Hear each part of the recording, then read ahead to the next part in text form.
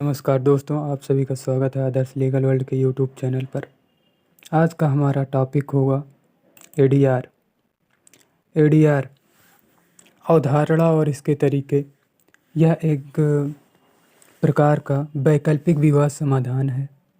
एक ऐसी प्रक्रिया है जिसके माध्यम से पक्ष अपने विवादों का समाधान न्यायालय की पारंपरिक विधियों से बाहर स्वैच्छिक तरीके से करते हैं। एडीआर के अंतर्गत विवादों का समाधान करने के लिए तीसरी पार्टी की मदद ली जाती है, जैसे कि मध्यस्थ, सुलहकर्ता या आर्बिट्रेटर। इसका उद्देश्य विवादों का निपटारा जल्दी, सस्ते और कम तनावपूर्ण तरीके से करना है। एडीआर की प्रक्रियाएं न्यायालयी प्रक्रिया की तुलना में अधिक लचीली, किफ़ायती और तीव्र होती हैं। एडीआर की अवधारणा को दुनिया भर में बहुत सराहा गया है और यह खास तौर पर उन स्थितियों में प्रभावी होती हैं जहां पक्षों के बीच लंबे समय से संबंध होते हैं, जैसे व्यापारिक या पारिवारिक विवाद, और इन रिश्तों को बनाए रखने की आवश्यकता होती है। भारत में भी एडीआर विधियां न्यायालयों पर दबाव कम करने और नागरिकों को त्वरित न्याय प्रदान करने के लिए लागू की जाती हैं। दोस्तों, हम सभी अपने आसपास एडीआर का प्रयोग देखते ही रहते हैं आए दिन। काहे कि कोई भी अगर मामला होता है, कोई भी विवाद होता है, तो हर चीज़ को लेके हम कोर्ट और न्यायालय में नहीं जाते हैं। उसका निपटारा किसी न किसी तरीके से बातचीत के माध्यम से बाहर ही कर लिया जाता है। यही वैकल्पिक विवाद समाधान का नियम है। हम इसके आगे तरीके पर बात करेंगे। इसके मुख्य तरीके जो हैं 4 तरह के होते हैं, जिसमें से प्रथम है मध्यस्थता, जिसे हम मीडिएशन कहते हैं।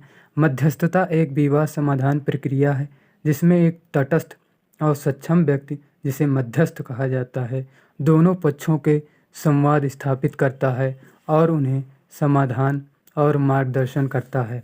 मध्यस्थ का उद्देश्य केवल पक्षों को समझाने और विवाद का समाधान खोजने में मदद करना होता है। मध्यस्थ का निर्णय अधिकार नहीं होता और यह पूरी प्रक्रिया अनौपचारिक होती है।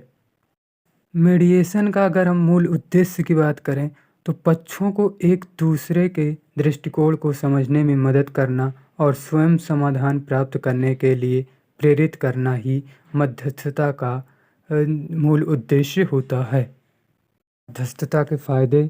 इस प्रक्रिया में रिश्तों को बनाए रखने की संभावना अधिक होती है, क्योंकि दोनों पक्ष खुद अपने विवाद का समाधान करते हैं। उदाहरण, परिवारों में संपत्ति या रिश्तों के विवाद, कारोबारी विवादों में भुगतान को लेकर मतभेद। दूसरा तरीका है सुलह, जिसे हम इंग्लिश में कॉन्सिलिएशन कहते हैं।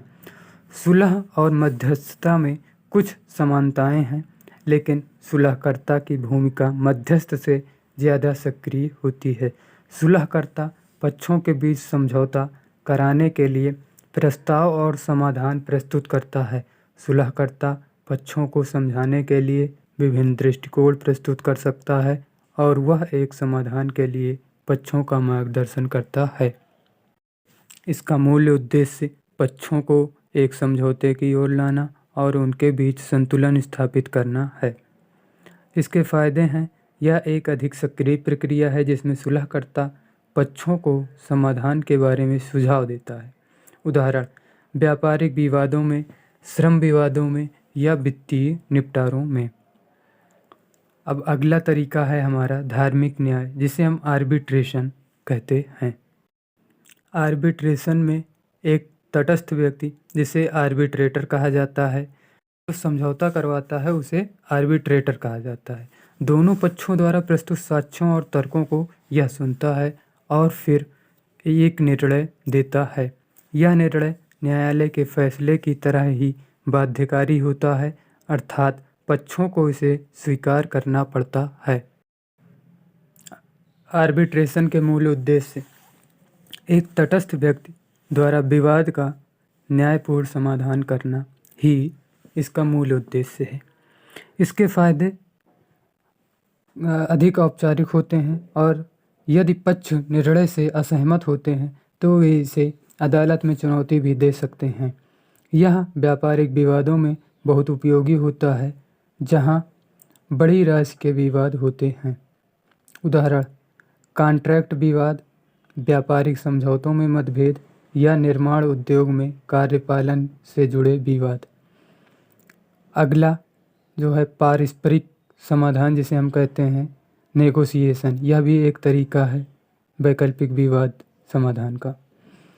यह सबसे सरल और अनौपचारिक तरीका है जिसमें दोनों पक्ष खुद एक दूसरे के साथ संवाद करते हैं और समाधान तक पहुंचने की कोशिश करते हैं।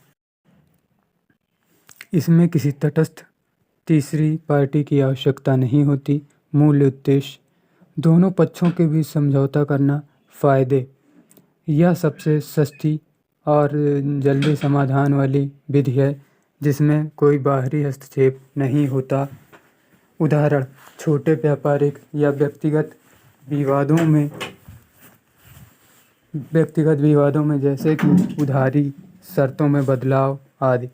एडीआर के लाभ: एडीआर के कई लाभ हैं जो इसे पारंपरिक न्यायालय प्रक्रिया के मुकाबले अधिक आकर्षक बनाते हैं। कुछ प्रमुख लाभ निम्नलिखित हैं। समय की बचत: पारंपरिक मुकदमेबाजी की तुलना में एडीआर प्रक्रिया तेज होती है। कम लागत: एडीआर में न्यायालय की फीस और वकीलों की फीस कम होती है जिससे यह कम खर्चीला होता है। गोपनीयता: एडीआर प्रक्रिया में जो कुछ भी होता है वह गोपनीय रहता है जबकि अदालत में सुनवाई सार्वजनिक होती है। लचीलापन: एडीआर विधियां अधिक लचीली होती हैं और इसमें विवाद का समाधान निकालने के तरीके पर अधिक नियंत्रण होता है।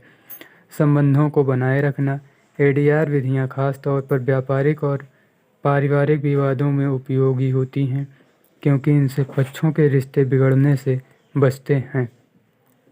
कम दबाव: पक्षों को समझौते के लिए बाध्य नहीं किया जाता और वे स्वेच्छा से समाधान पर पहुंच सकते हैं। एडीआर का महत्व: भारत में न्यायालयों पर मामलों का अत्यधिक बोझ होता है जिससे मुकदमेबाजी की प्रक्रिया बहुत लंबी और महंगी हो जाती है। एडीआर विधियां इस बोझ को कम करने में मदद करती हैं और न्यायालयों को ज़रूरी मामलों पर अधिक ध्यान केंद्रित करने का अवसर देती हैं। साथ ही एडीआर से नागरिकों को त्वरित और सस्ता न्याय मिलता है। भारत सरकार ने एडीआर विधियों को बढ़ावा देने के लिए कई कदम उठाए हैं जैसे वैकल्पिक विवाद समाधान अधिनियम और मध्यस्थता और सुलह अधिनियम का निर्माण। इसके अलावा राज्य और केंद्रीय सरकारें विभिन्न लोक अदालतों का आयोजन भी करती हैं जो एडीआर का एक रूप है। एडीआर का निष्कर्ष: एडीआर एक अत्यंत प्रभावी और व्यावहारिक तरीका है जिसका उपयोग विवादों को अदालतों से बाहर समाधान करने के लिए किया जाता है। इसमें पारंपरिक मुकदमेबाजी की तुलना में कम समय, कम खर्च और अधिक संतोषजनक परिणाम प्राप्त किए जाते हैं। एडीआर के 4 प्रमुख तरीके हैं: मध्यस्थता, सुलह, आर्बिट्रेशन और पारस्परिक समाधान। इन चारों को हमने ऊपर विस्तार से समझ लिया है। सभी के अपने अपने फ़ायदे और उपयोग होते हैं और यह सभी विधियां विवादों के समाधान में एक संतुलित और कुशल दृष्टिकोण प्रदान करती हैं। एडीआर का प्रचलन बढ़ने से अदालतों का दबाव कम हुआ है और नागरिकों को त्वरित और किफ़ायती न्याय मिला है। धन्यवाद दोस्तों। इसी के साथ आज का हमारा टॉपिक समाप्त हुआ। एडीआर जो है यह एलएलबी के 5th सेमेस्टर में एक सब्जेक्ट है जो कि बहुत महत्वपूर्ण सब्जेक्ट है। इसी के साथ धन्यवाद।